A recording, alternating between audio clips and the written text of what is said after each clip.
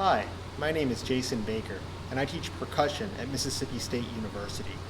The purpose of this video is to demonstrate and provide a tutorial for my solo, Redstone, for 4-mallet marimba. This music was chosen as part of the 2020-2021 Alabama Bandmasters Association All-State Band Percussion Audition. I want to thank you for checking out this video, and I'm also honored that you'll be learning this piece as part of the audition. Before we start talking about playing, I want to talk about the importance of selecting the proper mallet for this piece. Based on the limited range of the instrument that's used, from the middle to slightly into the upper region of the range, I find that a medium yarn mallet, or perhaps even a medium hard mallet, is appropriate. This will ensure that I'm getting a balanced articulation and all the notes can be heard clearly. However, the most important thing in any situation is to experiment in making sure you're not choosing a mallet that sounds either too muffled or too harsh. Before we start breaking down the playing techniques used, the most important thing to consider when learning any new piece of music is breaking the piece into small, digestible segments and doing this at a very slow tempo. The marked tempo is quarter note equals 90. In this video, I'm going to be playing the various segments at quarter note equals 60.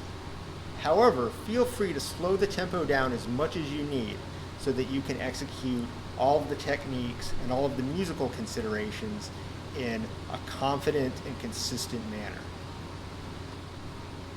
I want to start by discussing the first 6 bars of the piece. Here we have a 16th note passage that needs to stay legato and smooth. However, the melody note is in the 4th 16th note of each grouping. Also, I want to make sure that as the pattern ascends and descends the keyboard, that I crescendo the melody note when it ascends and decrescendo when it descends. Furthermore, I want to present several exercises you can use to break down this passage. The first is to play the notes as 4-note block chords.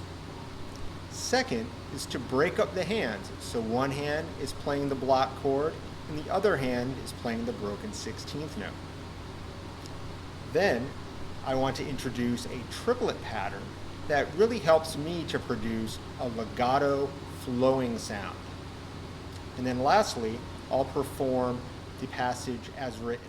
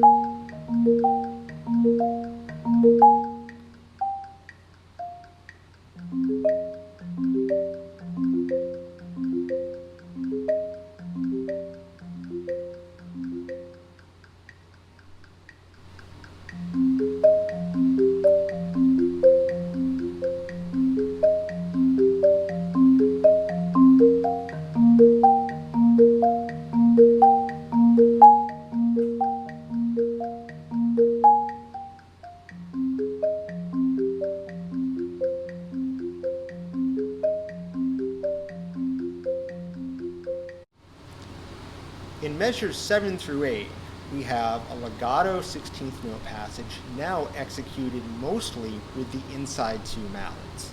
You'll notice that I play with the Burton grip, but no matter which grip you use, the principle is going to stay the same. I want to make sure I'm rotating my inside mallets and getting a nice, clear articulation.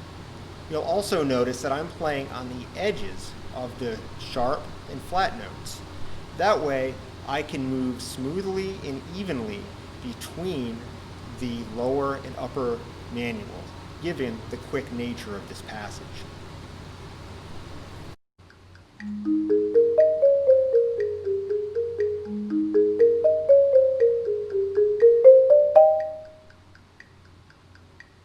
In measures 9 through 12, I want to present several ways of breaking down this passage so you can understand the rhythm and be able to execute it in a clear, balanced fashion. First, I'm just going to play the right hand only in time with my metronome 16th notes. Then I'm going to add my left hand, but instead of broken up, I'm going to play it in block chord unison with my right hand. Next, I'm going to keep the block chords, but I'm going to execute the 16th note pattern. And then lastly, I'm going to break up my left hand so I'm playing the written passage that you see on the score. This is a little bit tricky in terms of balance because the right hand has the melody and the left hand has the accompaniment. However, the right hand is played in double stops and the left hand is thinner with alternating single strokes. For that reason, I'm probably going to bring up the volume on my left hand a little bit more, so that way, while the right hand has the melody, I have a strong sense of rhythm and strong sense of support coming from the accompaniment.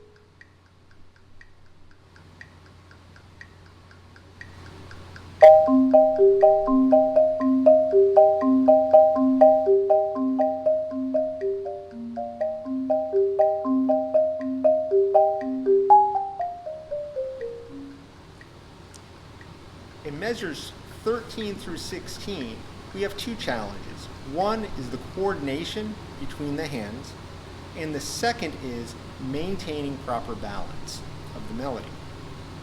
So in order to understand the coordination, I want to break this down in a few different ways, as I've done before with a few different exercises.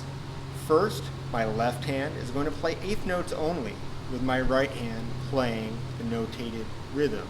That way I can really understand where those offbeats in the right hand fall. Next, my left hand is going to play 16th notes, but as a block chord instead of broken up.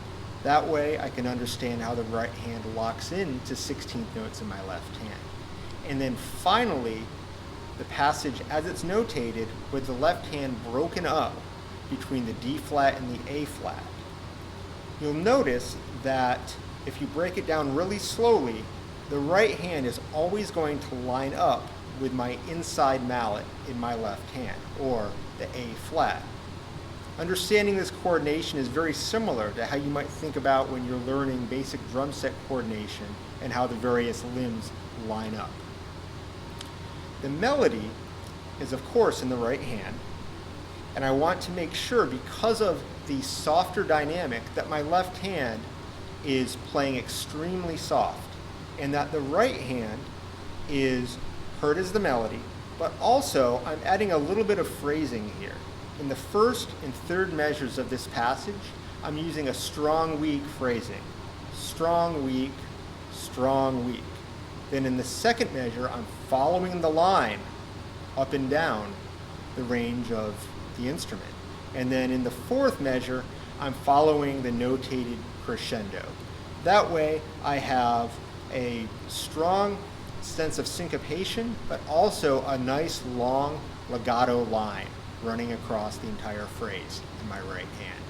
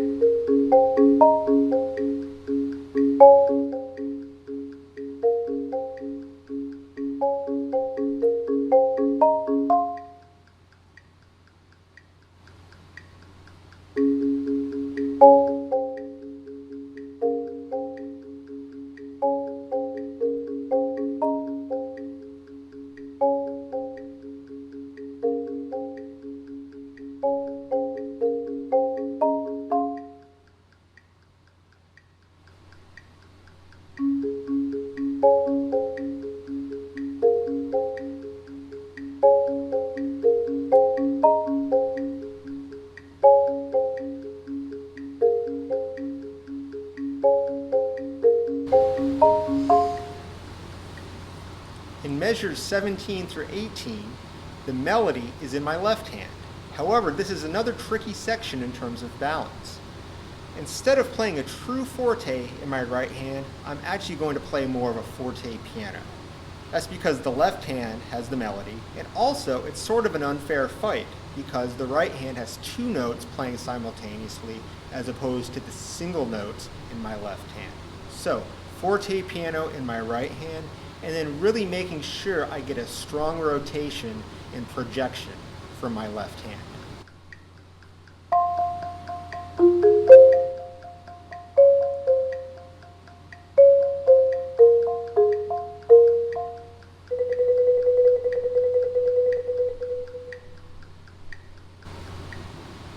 In measures 22 to the end of the piece, I want to use the same techniques and same phrasing I talked about in the very beginning. However, it is marked slower, and I tend to play this on the softer side and also employ a little bit of flexibility or rubato. So it's a little bit more expressive, and the audience can tell that the piece is dying down and coming to an end.